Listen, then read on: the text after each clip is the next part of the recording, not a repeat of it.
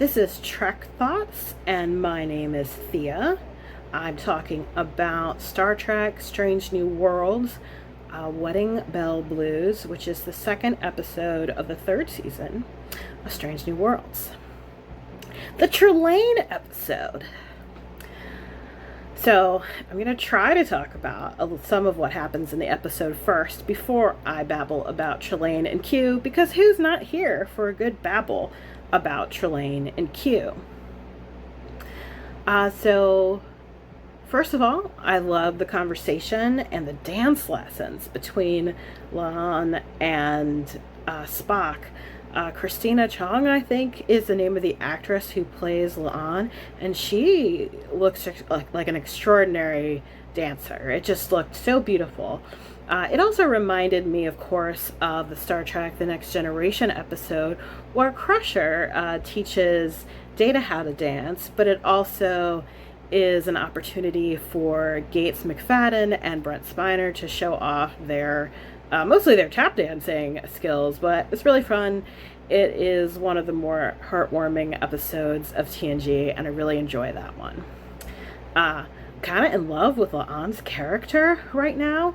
I liked her from the beginning, like she goes off to try to rescue her bestie Una in the series premiere, but I don't think her character has a ton to do until really tomorrow and tomorrow and tomorrow, which is one of last season's timey-wimey episodes. And man, wasn't she fantastic with Proto-Kirk, as I think of Kirk as being. I like how they handled, and how La'an, the character, handled actually meeting this universe's Kirk too, and finding out that he is attached and not necessarily like his alternate universe self, or that they maybe they would have had a similar kind of connection, maybe not, but I thought that her heartbreak was dignified and, you know, as realistic as space-time travel heartbreak can be, and it wasn't overly drawn out, which is important when you only have 10 episodes a season. I also liked seeing Spock with someone who wasn't Chapel. Though, don't get me wrong, I think Ethan Peck and Jess Bush are a great combination. It is interesting how emotionally and relationally connected this version of Spock is. I don't think of OG Spock as a hermit exactly, but he does. I would have labeled him as kind of reclusive. It's clear that he has a solid, a profound friendship with Kirk. Occasionally you see him hit on women in a way that's like, oh, homeboy does have game, he just doesn't play the game very often. But yeah, I didn't actually love his kind of minuscule courtship with Chapel. I thought they did an awesome job setting it up. I was kind of shipping it immediately, but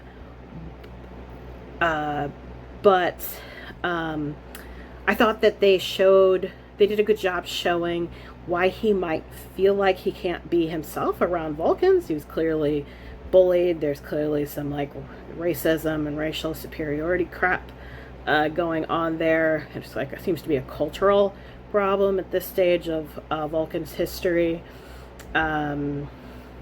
We have seen him with solid attachments to not just Chapel, but also to Pike. Seemed like he had a decent relationship with T'Pring, and now this relationship, our friendship, hopefully, with La'an. I really like all of that. I thought it was a story told well, but I didn't love that he immediately jumped into things with Chapel after not having the guts to break things off himself with T'Pring. She had to do it, which is not awesome when he was in love with someone else. Also, they're both telepathic. Downsides of telepathic. But But even more than that, because I thought that's like an interesting character study, right? Like, that's okay. So this Spock is a little messy. Chapel, I think, self-identifies as a little messy earlier on, or she self-identifies as not really knowing what she wants, but not wanting anything serious and noping out of relationships before they get serious. And that's exactly what Chapel does with Spock. She seems really into it. They're together for like 2 seconds. Chapel bounces. Now, I don't know if that is just Chapel being Chapel, or I'll have to go back and look at some of the episodes from last season. It's like, is that Chapel being Chapel? Did she and Spock just not work? She need to find something about herself. Unclear to me. Although I'm not necessarily the best at this sort of thing. So, I mean, maybe the other problem, of course, is they only have 10 episodes to tell a story in a season. You really cannot spend a ton of time doing anything. And, you know, Spock and Chapel have gotten a lot of time. Pike and Battelle have gotten a fair amount of time. But what we do see is a Spock who is kind of all over the place emotionally, at least where Chapel is concerned. He would have had like that arranged marriage kind of courtship with T'Pring. So they would have, I think, been together since they were both pretty young. So maybe they're saying he hasn't been together or been with anyone besides T'Pring. So otherwise, I would think, like, isn't Spock kind of too old to be bouncing around like this, not really sure of his identity? I mean, one reading is he's just clinging to Chapel because she's the first person to accept him for himself, but I just don't think that's true. Like, I like T'Pring. It seems like she was just fine with Spock's human half. Spock just couldn't bring himself to believe that a Vulcan would really accept him. If so, that's sad. Like, that's very sad. Does Spock really accept himself? I don't know. Some of his conversations with Burnham suggest maybe not, that there's also some damage from that relationship too. Okay. Wool gathering about emotionally immature Vulcans aside, I liked these 3 scenes that we got with La'an and Spock. I thought it was significant that they did that first scene twice, that you see the kind of non-idealized version of this day, and then like the wedding version of the day, and then La'an's in both. Like, I don't know, I feel like that was intentional in saying something about their friendship. I also liked that it was clear in the day's first version of events that La'an understands Chapel better than Spock does. Like, she clearly, you can see by the look on her face, that she knows that it's kind of done, even if Spock is kind of in denial. Chapel low-key sucks, or maybe just sucks, for bringing her new boyfriend back home without giving Spock a heads up. I mean, hey man, this is the 23rd century. You got faster than light email. All you have to do is say, hey, I'm bringing somebody back. Just wanted to give you a heads up. And then she kind of apologizes to him, but it was basically like, yeah, I know I'm a mess, but I'm sorry. And then she asks if things are going to be okay, and Spock does not respond, which I think is an appropriate response to someone saying, I suck because I suck. Don't take it personally, even though I know that you're in love with me. Like, I'm going to go ahead and take this one personally for both of our well-being. On a character level, like, I love this. I like Chapel as messy. That's kind of fun, but like, you know, don't do that. And that's consistent about her character. I also enjoy the meta reversal of Chapel breaking Spock's heart, and Chapel, Spock being the one to have unrequited love, whereas in the original series, it was Chapel who was endlessly pining for something that Spock wasn't able to give. So there's a little karmic justice in the flipping of the scales, and I have to believe that that's part of the point of this story arc. fun. Uh, in general, I understood why Spock and Chapel were friends. I thought it was compelling. I understood why they're lovers. Also compelling. The in love part, I don't know. I hope they either drop it and this is the last story we get about it, or really sell me on why Spock would be stuck on Chapel still. Let Spocky Poo move on. And yeah, no more relationships or girlfriends for Spock for a while. Let's get some other stories, and also Spock, let's get some other, if we have other Spock stories, let's get one without a girl.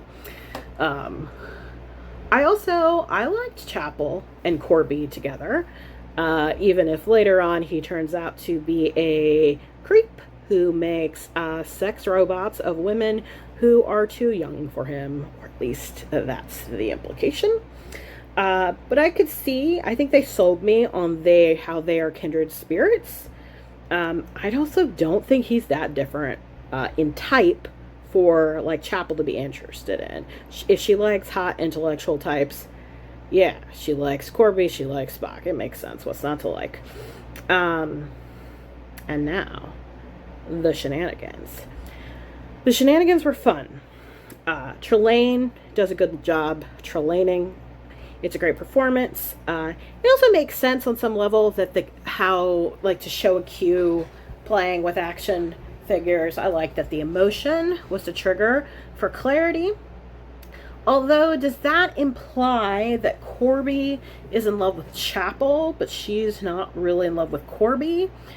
Because he figures it out from the beginning. Or I assume that wasn't just Trelane torturing him, although that does seem like that was half the point, was that Trelane was jealous of Corby and wanted to just kind of torture him. But I think, Spock comes out of it by accident, right? So Corby angers him, but I don't think it's intentional to bring him out of the state. I don't think he's put two and two together.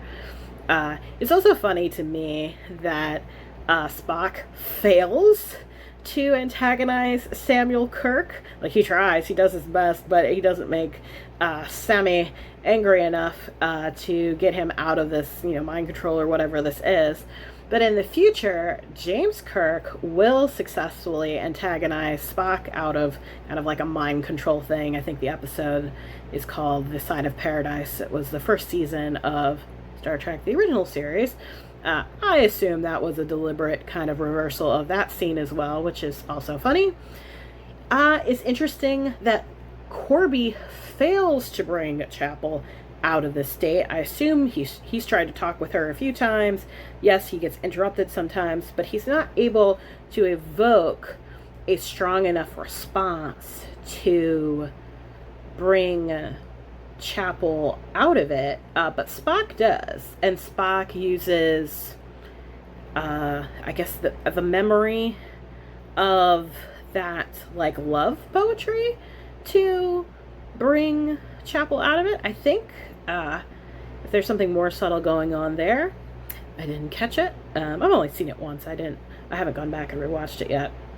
But I liked that as a character beat to show that Spock either does really understand Chapel or learned something important about her here. Which is kind of sucky because I think their friendship's probably toast at this point. To me, not telling someone that you're bringing somebody else home when you semi-led someone to believe you're on a break when really you just wanted to break up with them. Anyway, I don't know. I don't know if they come back from that. They do face life and death every day, so maybe they'll have opportunity to get over themselves.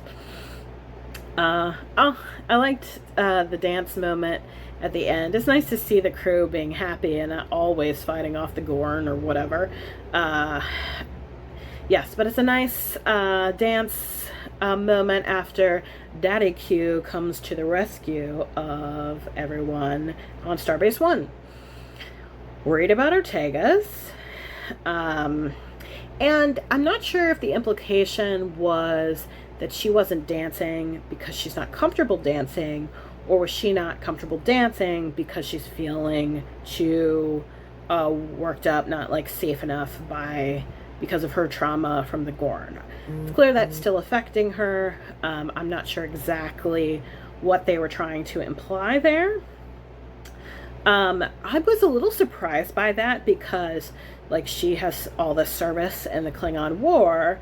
So what makes the Gorn different? Like, just dinos who lay eggs inside of your body to feed their offspring. That's truly like the shittiest way to be a dinosaur. Ugh. But yeah, I would have thought that several years with the Klingons was worse than a couple of bad Gorn encounters and one near-death experience, but I don't know. I'm not exactly sure. We don't get a ton of what's going on in Ortega's head, and we don't really know her very well, so I hope we learn more about her. Battelle stops dancing with Pike. I thought she was better. Maybe not. I like that La'an drags Spock out on the dance floor anyway. That is what friends are for. Good job, friends. I like that Uhura has awesome new hair and also gets a boyfriend, maybe? That was fun. There was a vibe there. And, oh yeah, it was fun to see Celia on Critical Role. That was very cool. That's something to check out if you haven't seen it. All right. So now to Trelane and Q. It was very fun to see Q set up to be Trelane's space daddy or Q daddy or whatever you want to call him. This reminded me a lot of Peter David's Star Trek novel called Q Squared, which admittedly I first read in middle school. But it was one of my favorite books for years. It's very fun. In that story, Peter David explicitly connects Q and Trelane and a few other like bits of Trek lore. I think initially he is depicted as Trelane's like godfather or something like that, or like a guardian figure, not exactly his parent, but it's clear that Trelane is a Q and he is a Q child. This book tells its stories across 4 separate timelines that end up catastrophically merging together. It's very fun. I liked that incorporation of Trelane, even though we don't, get the name Trelane. I don't always like stories like this. Sometimes I feel like it's cheating with canon or something like that. And I'm okay with changing canon or cheating with canon if it's worth it. And if you, if it doesn't feel like you just didn't care at all about continuity. I think with a series like Star Trek, the stories are too important to not care about continuity, because the stories are the continuity. So at least that's how I feel about it. So if you want to change something that's happened, fine. Like they did that with World War III, and won't get into that, but they did a good job with that. I think it makes sense. But I don't like stories that kind of just boot canon for like no reason, because people have gotten a lot of meaning out of these stories. Like there's an episode of Enterprise with the Ferengi, and I'm like, oh come on, why? Like you couldn't tell a different story, you just had to have the Ferengi, even though we know we don't meet them until later. Like I didn't buy it. I don't like, why? Initially I didn't even like the Borg episode of Enterprise. Although I did come around on that one because First Contact movie practically begged that story to come into existence. So I'm like, no, that's fair. That all works out perfectly. I do feel like sometimes with the prequels, it can be kind of like anticlimactic to tell prequel stories. Like that's part of the story. It's like, well, we already know what happens, so how are you gonna make the journey interesting? And so I'm on that Borg episode. It's fine. I don't love it. But this one is fine, right? Like, Trelane's continuity, truly, it doesn't matter. It just doesn't matter. So yeah, do whatever you want. Tell whatever story you want. However, I think that what this does to Q's timeline and to Trelane's timeline is kind of interesting, because I think it has to go something like this. The first, like, so think personal timeline, like Doctor Who does personal timeline. Like, it has nothing to do with the actual, like how the linear experience of time, as they would say it. So we would have at the beginning, we would have Q's TNG episodes, then Q's like one DS9 episode. I forget when that one happened. Then we would have Voyager, the Q episodes on Voyager, where Q2 is born. I'm assuming that Trelane is Q2. It doesn't say that, so I guess that could be other Q babies now that the kind of embargo on reproduction has been lifted, or whatever happened in those episodes of Voyager. And then we would have the Squire of Gothos, and I take it that this episode is actually after the Squire of Gothos. I haven't watched that in a while, so I could be wrong, but I think it makes sense that this is the last thing in Trelane's personal timeline, because in the Squire of Gothos episode, Trelane basically thinks that Earth is still in a medieval society, right? Like, he prepares something for Spock and Kirk, because he's been looking through basically a telescope, and he's a kid, so he forgets. So he's a kid Q, so he remembers that he can make a telescope, right? Like, he's clever enough to do that, but he's not. He forgets about time dilation, and he forgets that the time that light takes to travel, and that and a lot of things like that. So here, I think the trick with the mirrors and all that actually suggests that he is more advanced. That's my thinking. Okay, I think that's it. This one to me is mostly fluff with hints of very interesting relationship dynamics. We'll see what we get in the future. I don't take the relationship stuff in this episode super seriously, because I don't really think that Spock did want to marry Chapel. I don't think so. I don't think that that's what this episode implies.